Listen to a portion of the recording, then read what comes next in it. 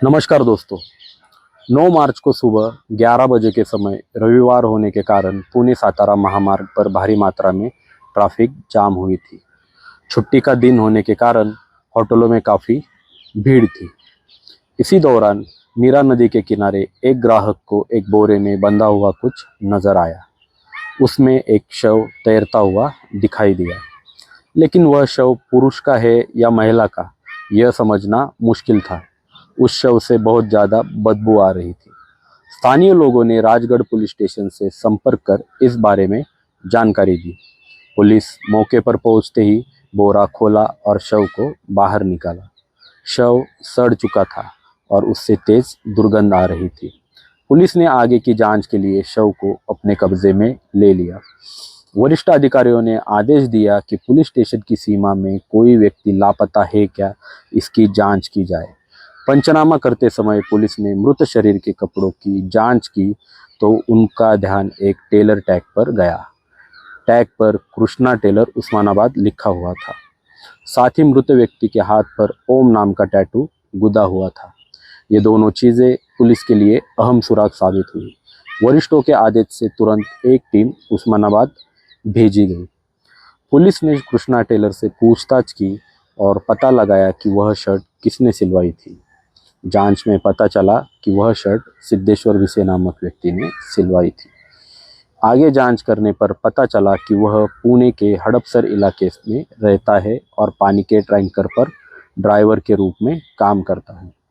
Police तुरंत सफाने नगर हड़पसर स्थित सिद्धेश्वर भिसे के घर पहुंची। घर पर उसकी पत्नी योगिता उम्र 30 से पूछताछ की गई। उसने बताया कि उसने काड़े पड़ल पुलिस स्टेशन में अपने पति की गुमशुदगी की रिपोर्ट दर्ज कराई है, लेकिन उसके व्यवहार और बातचीत में पुलिस को संदेह हुआ। गुमशुदगी की रिपोर्ट दर्ज कराते समय योगिता ने जानबूझकर ओम टैटू का जिक्र नहीं किया था। यह बात पुलिस को खटक गई। पुलिस ने सिद्धेश्वर के परिवार वालों से पूछताछ की तो पता चला कि योगिता और सिद्धेश्वर के बीच अक्सर झगड़े होते थे और झगड़े का कारण था योगिता के स्कूल के एक दोस्त के साथ शारीरिक संबंध। इसके बाद पुलिस ने योगिता को हिरासत में लेकर पूछताछ की। कड़ी पूछताछ में योगिता सब कुछ कबूलने लगी। सिद्धेश्वर उम्र 40 और योगिता उम्र 30 अपने एक बेटा और एक बेटी के साथ खुशी खुशी जीवन बिता रहे थे। सब कुछ ठीक चल रहा था। सिद्धेश्वर के काम पर और बच्चों के स्कूल के जाने के बाद योगिता घर पर अकेला महसूस करती थी। इसलिए सिद्धेश्वर ने उसे एक नया फ़ोन खरीद कर दिया था। कुछ ही दिनों में सोशल मीडिया का इस्तेमाल करते समय उसका संपर्क उसके स्कूल के दोस्त शिवाजी सुतार से हुआ। उसे स्कूल से दिन याद आने लगे। स्कूल के समय शिवाजी योगिता से प्रेम करता था और उसका पीछा करता था। ये सारी बातें योगिता को याद आने लगी। शिवाजी की शादी नहीं हुई थी। शिवाजी और योगिता घंटों घंटों फ़ोन पर बात करते थे। कुछ ही दिनों में दोनों की मुलाकात भी हो गई। शिवाजी की कदकाठी सिद्धेश्वर से बेहतर थी और उसे भी अपना प्यार वापस मिलने की खुशी थी। काम वासना से भरे इन दोनों में शारीरिक संबंध बनने में देर नहीं लगी। अब वह अक्सर योगिता के घर आने लगा। दोनों को अब खुला और समय और स्थान मिल गया था। वे एक दूसरे के शारीरिक रूप से आनंद लेने लगे। योगिता और शिवाजी अब एक दूसरे के बिना नहीं रह पाते थे। उन्हें जब भी मौका मिलता वे शारीरिक संबंध बनाते।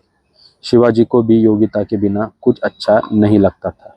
उनका यह प्रेम प्रसंग गांव में ज़्यादा दिनों तक छुपा नहीं रहा। रिश्तेदारों, दोस्तों, आसपास के लोगों को इसकी खबर लग गई। सभी ने समझाने की कोशिश की, लेकिन योगिता को कुछ भी समझ नहीं आ रहा था। इस सब से उसका पति सिद्धेश्वर बहुत परेशान हो चुका था। असल में सिद्धेश्वर को अपने बच्चों से बहुत लगाव था। वह अपने बच्चों से बहुत प्यार करता था। इसलिए वह योगिता को तलाक नहीं दे रहा था और हर एक बार उसको सुधरने की उम्मीद में उसको मौका देता था। लेकिन जब यह संभव नहीं हुआ तो सिद्धेश्वर ने गांव छोड़ने का निर्णय लिया और पुणे के हड़पसर इलाके में रहने चला गया। वह वहाँ पानी के टैंकर पर ड्राइवर की नौकरी करने लगा। पुणे आने के बाद सिद्धेश्वर को लगा कि अब योगिता और शिवाजी का संपर्क टूट जाएगा। इसलिए उसने अपने काम पर ध्यान देना शुरू किया। लेकिन योगिता और शिवाजी अब भी एक दूसरे के संपर्क में थे। वे फिर से फ़ोन पर बात करने लगे। दोनों की मुलाकात न होने के कारण योगिता चिड़चिड़ी हो गई थी। उसे शिवाजी से शारीरिक सुख नहीं मिल रहा था। इस वजह से वह रोज़मर्रा कामों में चिड़चिड़ापन दिखाती थी और जानबूझकर सिद्धेश्वर से झगड़े करती थी। सिद्धेश्वर भी परेशान होकर कभी कभी उसे मारने पीटने लगता। इस वजह से दोनों के बीच लगातार झगड़े हो रहे थे। उधर शिवाजी को भी योगिता के शारीरिक सुख नहीं मिल पा रहा था, जिससे वह भी चिड़चिड़ी हो गया था। 1 मार्च 2025 को योगिता ने शिवाजी को फ़ोन कर कहा कि अगर तुम्हें मैं चाहिए तो सिद्धेश्वर का मामला हमेशा के लिए ख़त्म करना होगा। अगर मैं तुम्हें हमेशा के लिए चाहिए तो सिद्धेश्वर को मारना ही होगा। 3 मार्च की सुबह शिवाजी पुणे के हड़पसर इलाके में पहुंचा। योगिता ने उसे एक जगह बुलाया। वहां से दोनों एक लॉज में चले गए। 2 महीने से भटक रहे इन दोनों ने एक दूसरे के शरीर का भरपूर आनंद लिया। वही उन्होंने सिद्धेश्वर को खत्म करने की साजिश रची और योगिता घर लौट आई। घर लौटने के बाद योगिता सिद्धेश्वर के सोने का इंतजार करने लगी, लेकिन सिद्धेश्वर को जरा भी अंदाजा नहीं था कि उसकी जीवन साथी उसकी मौत की घाट में बैठी है। जैसे ही सिद्धेश्वर सो गया, योगिता ने पुलिस शिवाजी को फ़ोन कर बताया कि वह सो गया है और उसे घर बुला लिया। शिवाजी चुपचाप घर में दाखिल हुआ और उसने सीधे जाकर सिद्धेश्वर का गला जोर से दबा दिया। सिद्धेश्वर का शरीर झटपटाने लगा। वह हाथ पांव मारने लगा, लेकिन शिवाजी के आगे उसकी एक न चली। कुछ ही देर में सिद्धेश्वर का अंत हो गया। शव को ठिकाने लगाने के लिए योगिता ने अपनी साड़ी फाड़कर उसके हाथ पांव बांध दिए और शव को एक प्लास्टिक की बोरी में भर दिया।